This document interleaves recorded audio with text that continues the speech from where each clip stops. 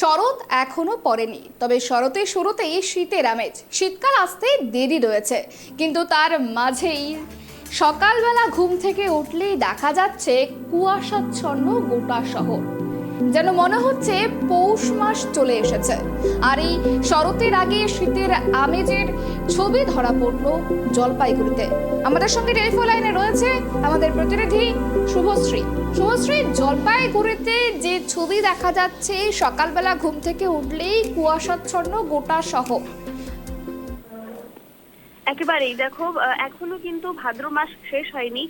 সদ্য বর্ষা কাটিয়ে ওঠার পর থেকে কিন্তু গত বেশ কিছুদিন ধরে প্রচন্ড এই ভাদ্রের গরমে কার্যত নাভিশ্বাস উঠছিল জলপাইগুড়িবাসীর। তবে আজকে সকাল হতেই খানিকটা অন্যরকম আবহাওয়া দেখা গেল কিন্তু জলপাইগুড়ি জেলার বিক্ষিপ্ত বিভিন্ন জায়গায়। এতে খানিকটা স্বস্তি মিলেছে এমনটাই কিন্তু জানাচ্ছেন জেলাবাসীরা।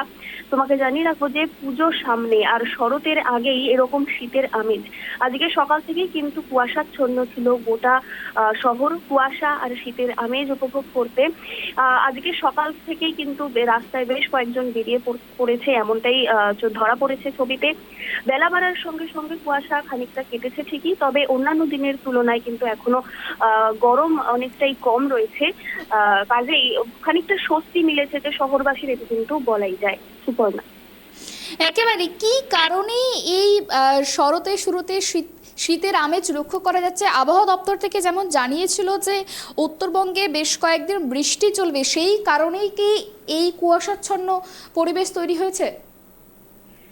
দেখো, বেশ কয়েকদিন ধরে দুপুর বেলায় প্রচন্ড গরম থাকলেও বিকেল হতেই কিন্তু যেটা দেখা যাচ্ছিল যে ঘন মেঘের একটা ঘন ঘটা বিকেল থেকেই কিন্তু থাকতো।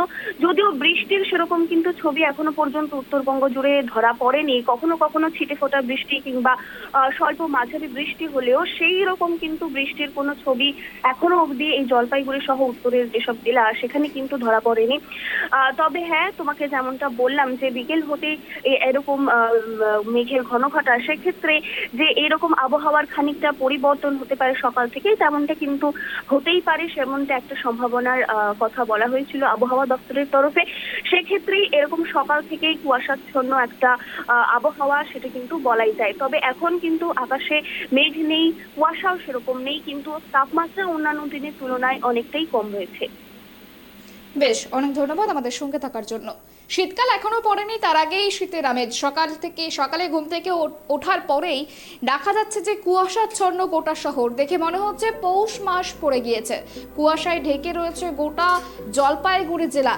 দিনেই গরম, সকালে কুয়াশা, আর এই সকালের কুয়াশার সঙ্গে শীতের আমেজ উপভোগ করতে শহরবাসী বেরিয়ে পড়ছে রাস্তায়। তবে আলিপুর আবহাওয়া দপ্তর যেমনটা পূর্বাভাস দিয়েছে, আজ উত্তরবঙ্গের দার্জিলিং, কালিম্পং এবং আরও বেশ কয়েকটি জেলায় কিন্তু বৃষ্টিপাত হবে বলেই জানা গিয়েছে।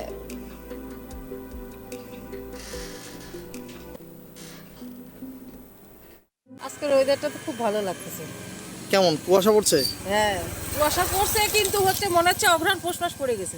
দেখে মনে হচ্ছে অঘ্রাণ পৌষ মাস পড়ে গেছে। হ্যাঁ, কুয়াশা এখনো তো পূজায় আসেনি, শরৎকালে আসেনি, কিন্তু তাও ওরকম হয়ে গেছে। কুয়াশা পড়ে গেছে। হ্যাঁ, কুয়াশা পড়ে গেছে, ভালো লাগতেছে। ভালো লাগতেছে, মানে এই গরমের থেকে একটু স্বস্তি। একটু স্বস্তি মানে বহুত।